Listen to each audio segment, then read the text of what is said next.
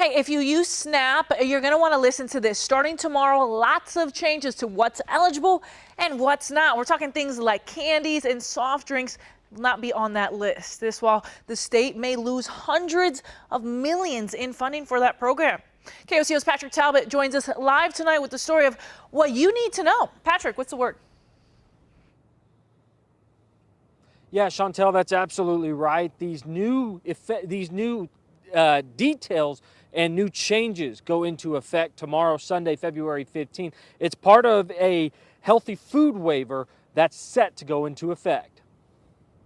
Our tax dollars are not going to continue to fund foods that are making people sick. Big changes announced by Governor Kevin Stitt last June coming to the Supplemental Nutrition Assistance Program, or SNAP, here in the state of Oklahoma. The Healthy Food Waiver, a pilot program, will eliminate candy and soft drinks from being purchased with SNAP benefits in Oklahoma. I feel like it's, it's a good thing, for it to be, a healthier way. It was never really designed for it to be used in an unhealthy way. This waiver, which goes into effect on Sunday, February 15th, a part of a statewide effort to make Oklahomans develop healthy habits. Habits go from when you're a child to when you're an adult. And yeah, if we create healthy habits now, we won't have to worry about the things that we're having to worry about now. Childhood obesity does turn into adult obesity, and morbid obesity. So I feel like, it's just the habits that we can change now. Under this waiver, candies such as chocolate bars, mints,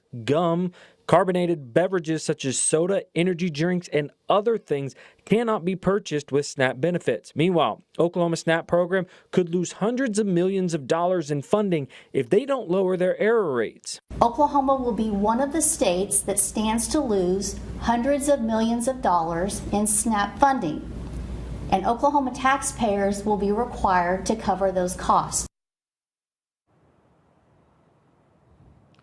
Governor Kevin Stitt telling KOCO earlier this week that he will have his agencies look into those error rates and figure out how to lower them. Reporting live in Oklahoma City, Patrick Talbot, KOCO 5 News.